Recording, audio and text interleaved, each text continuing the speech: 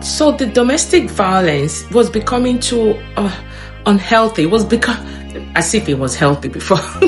Was becoming too unbearable. But I didn't want to leave because I was pregnant for my second child and all that. Everything was and then we were planning to go to the abroad, So that's how we were managing. And because of that, something was happening to me because out of fear, I used to wet the bed. Out of fear because I wasn't the only one in that house. It's all of his 98% of his family members in that 2-bedroom. And I was cooking for everybody. I was washing the boxers of the guys. I was washing the boxers. I would do everything. Of course, they just marry me now. And this is me, graduate, lawyer. I was just doing it. Call wedding, make it be good. So, but anyways, I was just praying that God, don't help me, because I'll go just leave this man. I knew I was going to leave, but I didn't know when. I knew because this was not love. We didn't date. There was no intention of marriage. We didn't agree that we're going to get married. It was situation that brought us together. So we were not patient enough to understand each other. You annoy me, I blast you. You blast me, I annoy you. That was what we were doing. We didn't came to agreement. We did not come to an agreement that, okay, we're going to get married. This is how we're going to live in the future. Nothing of such. We just found ourselves there. We're okay, let us make it work. Because I was not his priority in the first place. He wasn't even my priority. It was one thing that led to the other that I got pregnant. We weren't dating, So, eventually God made it. My sister paid for everything. We traveled. We came to the America. My sister dropped us off at the airport. We came to America. Came to America. We went to stay in his uncle's place. So mind you, I was pregnant. So myself, himself, his sister, and his sister's husband, all 4 of us with our 2 kids. So it was 7 of us, right? 1, 2, 3, 4, 5, 6. It was 6 of us. Sorry, what am I saying? We all came to America the same day. Landed and went to stay with his uncle. His uncle, a very pleasant man, sweet man. So fast forward, I became the omodo. Omodo, meaning the house help. I'll be the one. I'll wake up, I will clean, I will wash, I will cook in the house, because, somebody like me, I can't go to somebody's house empty-handed. It's either I bring something or I do something, because I don't want a situation whereby somebody will come and say, I'm waiting this one they do here. All they do na chop, or all they do is just sit. I know they do anything. So every time I go to somebody's house, and that is the a thing that my mom has built in us. If anytime if I come to your house, I must come with, even if it's a small biscuit or something, I must come. I don't go to people's house empty-handed. Even if I don't have that thing, I don't have money or something. When I come to your house, I want to do 1 or 2 things, like sweep, pretend to go to the kitchen, wash, do something. So I always because when I leave, nobody will come and say, oh, nah, just come here, just sit down, or just come here, just chop food. You will not hear anybody say that about me. Never. Anyway, so this is what I was doing in the uncle's house. So I had to understand how the uncle makes his own food. I started making his food like that, and then my ex-sister-in-law, the daughter, the husband, I was taking care of. The woman would just dress up, waka come off her house. She no go even tell me, say she dey come out. She no go even say, that kind of thing that would be like, oh, Rose, I'm going out, I beg, see house, now your own, I'll be, see children, or see my husband, I beg, help me, that kind of thing. Just say something. She would just dress up and leave as if she's the only one that came to fight for American dream. So all of us that came here were what? Egyptian furniture. So anyways, that's what she always do. She would come, we could dress up and leave. Me now, I will wake up because I was now getting to that heavy side of pregnancy. I did not, I wasn't going out that time. So it was my ex that used to go and, try to scout to see if he can get a job. Me, what I do when I wake up in the morning, first of all, I give the children their bath, because my first child and their first child, we all came together. So I go bath the first child, their child. I'll bath my own child. I'll prepare meal for for their uncle, which is not then my uncle. I will get breakfast food for her husband, and then I'll get from. So I was like a mother for everything. As at that time, I wasn't complaining, because I said, if this is what I am doing for my own part of, we're staying here, I cannot pay you financially, but this is my own way of, So anyways, the uncle took notice of that and appreciated me. So one day the uncle now said, we are going to have a meeting. He said, you see, you and your husband and your child, you people go and look for a place to stay. But me, I would not stay. Me and my now ex-husband and our child will now stay. Why did he say so? Because I am of use to him. They are useless to him. He said, I told them to go and look for a house. Ooh, my then sister-in-law now carried it along that my enemy is a winch. That I'm a winch, that I've winched the brother and now winched their uncle. That I'm just winch. The thing went on. She could not even hide it. She now had to come and tell me. Because one day, I told her that, I told her that, this one that you're always going out. I'm not saying that I cannot do it, but at least just say thank you. Or okay, here's the thing. When I cook that day, the reason why I said that, one day I just made one very bastard egusi soup like this. Made farina and I kept. So when she came, she opened the pot. Farina, of egusi case rita. Egusi case, as in, is it egusi soup that they made today? So I was like, and I called her name. That, why are you always doing this? Anytime you come back, you can't even say thank you that I betted your child. I gave your child her bath.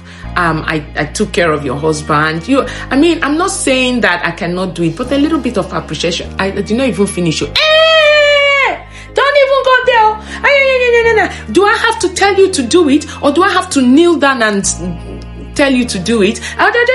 She went on and on, and she said, the way you winched my uncle and you winched my brother, you're not winching my husband like that. I said, look at this she-goat. If I want to winch your husband, first of all, look at the husband first. If I want to winch him, not today, So, but anyways, I did not have the strength to say anything.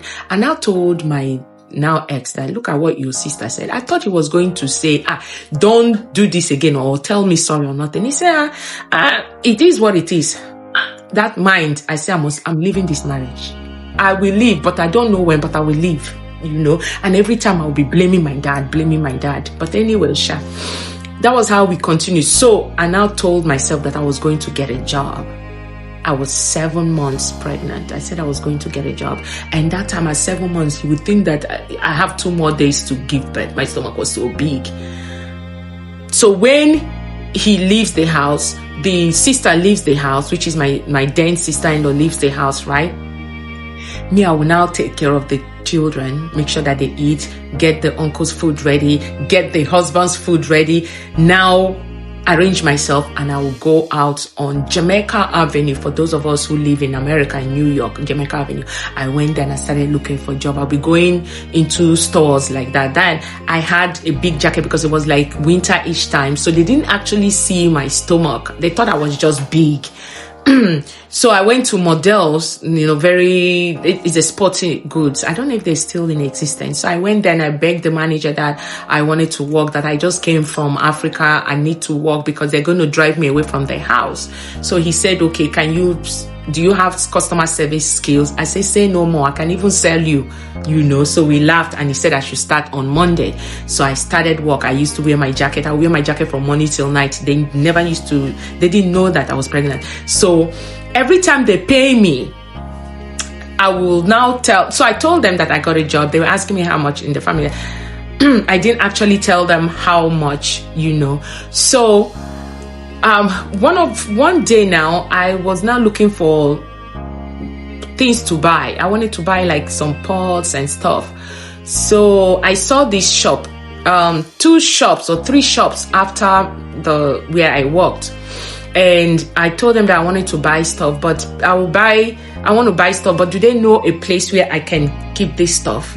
They said, the only thing is if I can buy the stuff from them, that they're going to give me a place where I can save, I can put all the stuff. Like when I buy from them, they're going to create a space for me where I can put all the stuff. So anyways, so I told them that if they can give me a spot, a space where I can buy stuff and keep. They said yes, on the condition that I have to buy everything from them. So when I buy from them, they're going to create a space for me to put all the stuff. I said no problem, because the store is a very big store. They have, when I tell you, they have everything. So that was how I started working and buying stuff. So every time I get paid, I'll go and I'll buy utensils. I mapped out the things that I'm going to buy. Like week 1, I'm going to buy everything that has to do with kitchen.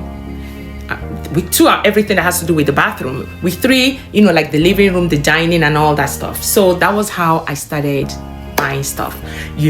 I bought utensils. As at that time, when I was buying this stuff, I told my then ex-husband that we have to look for a house. So because after his uncle said that thing, I was like, the next thing now, if I can't be doing this one now, he might tell me the same thing. Because sometimes it's not what people tell people. You have to learn.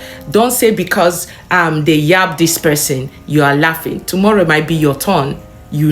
Ahead. So I just used that. I said, okay, that I am not going to fall into that trap, So I started making plans. I told my then ex-husband that we have to go and look for, even if it's a 1-bedroom apartment. So we started scouting. Eventually we saw one, but by the time we had to gather the money together, they had already given it to someone else. So I was not relenting.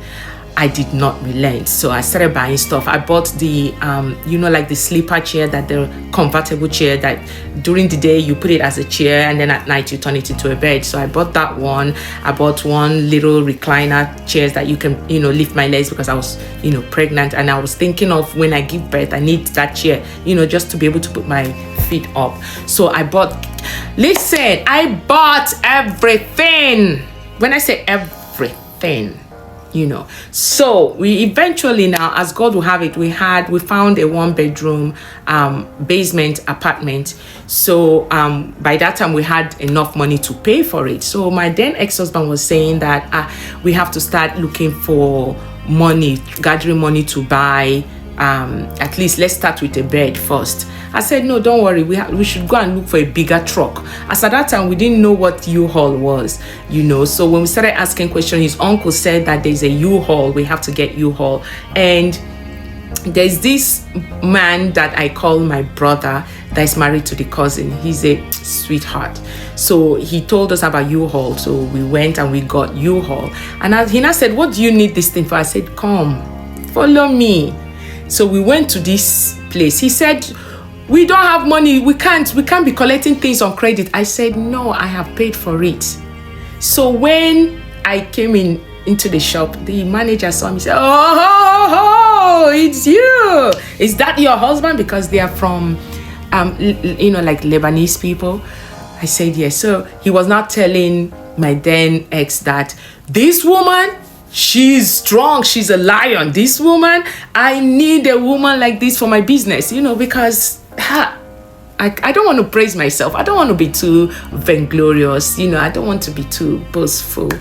So, but anyways, when I now told the manager to please bring people that I was going to pay them to help us to put all this stuff. When my ex saw me moving stuff, I was moving stuff. He was like this.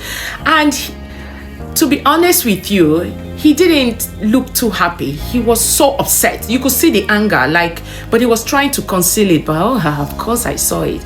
I was expecting him to say, ha man, Ogene, who be this now? That kind of thing. Hype me a little bit. But then again, I did not. You remember when I said earlier in my first episode that I was doing things without telling him, because I felt, yes, I had the money. Yes, that's one of the mistakes there. But he wasn't happy. He was just like this. And I said, help them now, at least, even if you're not helping, just pretend, because it will look somehow. And then he started doing things, So eventually 2 of the guys went with us, to help us to offload and fix all the things that needed to be fixed. So we paid them and that was it.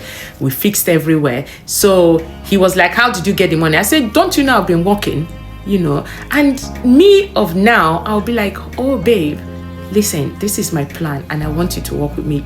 Keep your money or be doing things with your money. Let me use my money to do this thing. We're in this thing together, Okay, babe, I want to buy this thing. Even if you don't have to, I don't have to lie, even if I don't want to say the whole truth, but I don't have to lie. So this is me of now, but me of before, I didn't care, So when he was like, how did you manage? I said, how did I not manage? Well, am I not working? So which kind of nonsense, stupid question are you asking? So, but anyways, we moved, So when the uncle and my ex-sister-in-law came in, they were like, wow. She was not happy. She was like, right there in front of me, she was not asking the brother if I told the brother that I was going to do all this. Why should I be doing this thing without telling the brother? Or were you expecting us to sleep on the floor? But the uncle was so impressed with me, and that was all that mattered, because I was trying to do everything to let the uncle know that, to have that lasting impression in the uncle till tomorrow.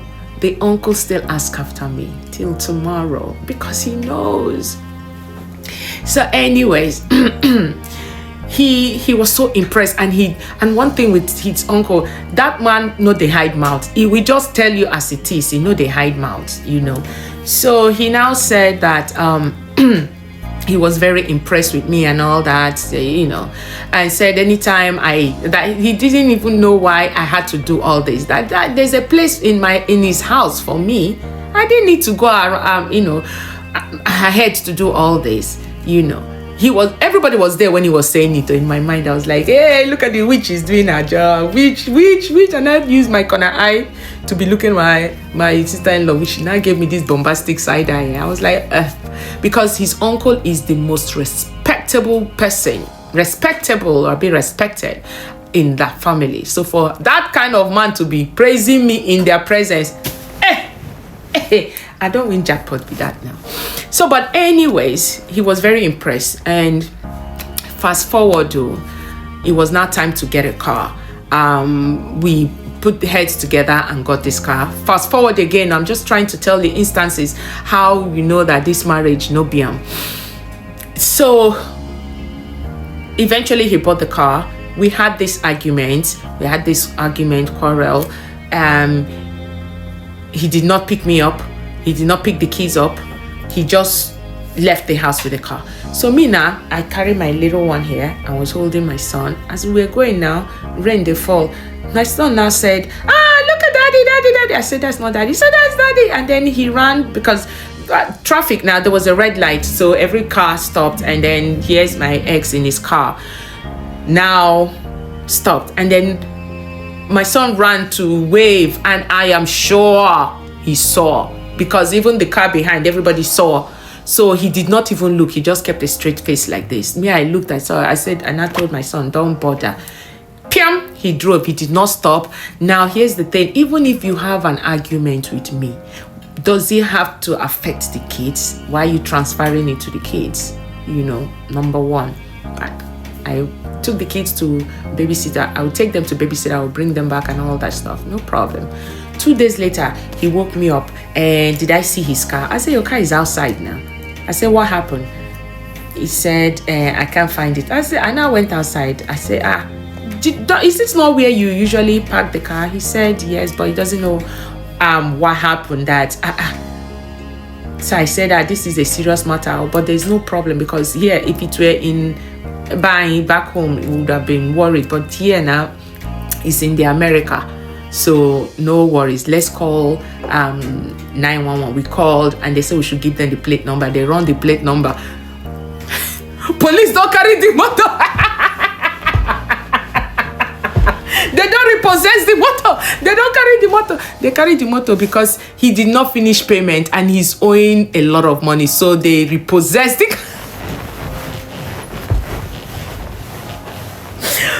Does God sleep?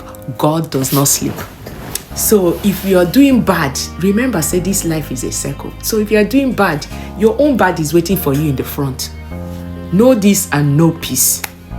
So when I heard that, I just busted out laughing. And this was 3 days later, after he saw us inside rain, he drive past us. Now God say, come.